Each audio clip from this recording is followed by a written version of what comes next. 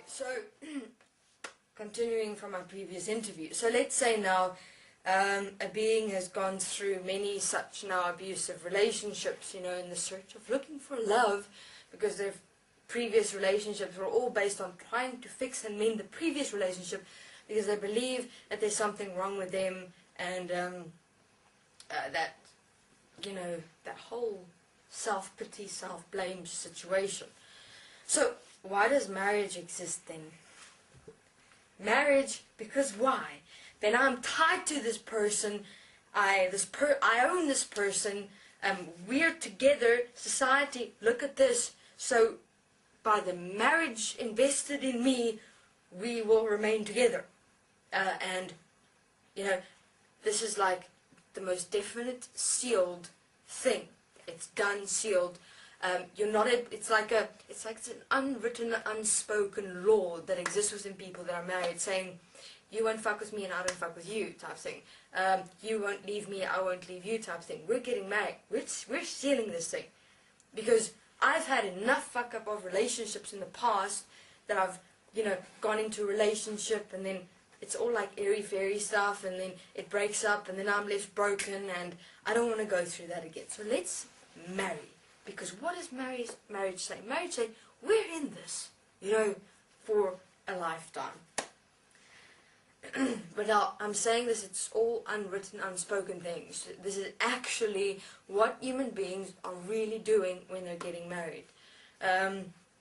So, now you have two beings getting married. Now both of them, of course, have probably had fucked up relationships. I'm saying it's fucked up because relationships in its totality is pretty much fucked up. If you really honestly go and look at this whole situation and what beings experience in relationships as defined by this world and society and systems, it's really not cool. So that's why we're talking about it today, because this is the most important point to sort out in this world. Because what is it that is actually generating and charging, empowering this world, and have human beings become in the situations which they experience themselves? Sex and relationships. Have a look. It's fascinating. Okay, so let me continue. So now you have two beings getting married. Now you have to survive in this world, of course. And that's where you have a job and you make your money, and you have to have children. Why governments support families and, you know, having children, etc. like that? Because when parents have children, the government makes money. Fascinating. So now you have everyone having children in and of the world. So that's why they support population growth to a certain extent, to make money, to think and perceive themselves to make money, and then obviously there'll come a time where they'll break down everything again and so blame it on, I don't know, the stock markets, that there's apparently not money when there were never money, and then people die of hunger and starvation while the elite doesn't give a shit, and then they build up society again from that perspective, and so they play with the world. They've always done that.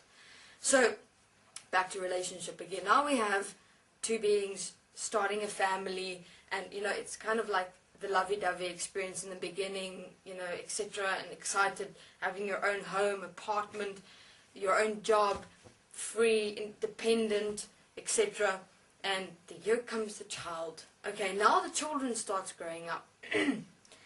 Now comes an entirely different scenario, because it's like somewhere in the middle of the marriage, the two beings start realizing, but, you know, what am I actually doing here? Type thing. Why did I start a family? Why am I here? Why am I doing this? Why am I experiencing what I'm experiencing? Then comes the feeling so limited and not feeling free anymore, and the love experience is now gone and missing, and everything just became so normal. Like, everything is just gone. And then, you know, sleeping in bed, just waking up saying, "Hi, good morning, honey." You know, waking up, making the coffee, making the breakfast for the children, taking the children to school, and everything just seems so ordinary. The same thing happening day in and day out. And before you open your eyes, it's like, okay, I have these children, I'm unhappy, my husband doesn't love me anymore, my wife doesn't love me anymore, and this whole scenario, and this happens only in like one day. Either the male or female start waking up going, what's going on here? And that moment actually built up from the moment since they've got married, because remember what I said, energy can only last for so long.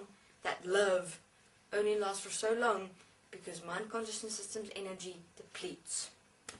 And so the male and the female find themselves in a difficult situation in a whole marriage scenario with the children. Because now they realize, but I've given up my life type of thing, and I don't have my own life anymore, because all the focus is on who? The children now. So now it comes an interesting point, because, you know, the male and female starts realizing, but what about me type of thing, you know? I've never given attention to me ever before. I've always been looking for relationships and things like that to fulfill me. Now I've got children, my attention is on my children, and I realize that I've never given attention or love to me. I've never allowed me to experience me. I've always been chasing, and now I'm taken care of. So now the parents in the relationship start having arguments. Now apparently having arguments and conflict in a relationship with marriage is normal. It is okay. It is what happens. Really? No. What is this conflict that starts rising within marriage situations, especially when they have children? It is because of the inner conflict that exists in both the male and the female in this entire marriage family scenario setup. Where does those inner conflicts come from? From the past. In past relationships, still from the past. Remember, if you haven't stood in your past relationships and actually forgiven it or walked through it in terms of transcending yourself, you're still very much in them. So now you've got all those past relationships still moving here within you because of the mind consciousness system placements. Remember, as you go through relationships that break up, those relationships still remain within you. You're just chasing after another one to mend the previous ones the whole time. Endless cycles.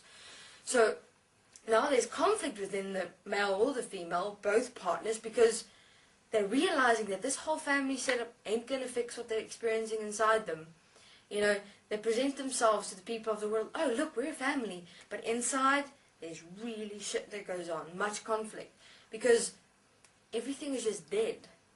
There's no life, there's no experience, there's no happiness, you know, responsibility with the children, responsibility with the job, trying to survive, buying clothes, buying food, money worries, children worries, future children worries, don't have money to put into account to save for the children's education, the banks won't help me, etc. There's much situations in marriage scenarios, much problems. So, and then that's basically where the conflict within the male or the female in the marriage scenario come from, because of themselves.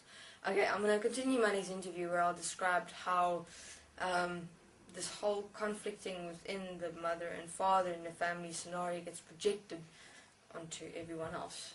Thank you very much.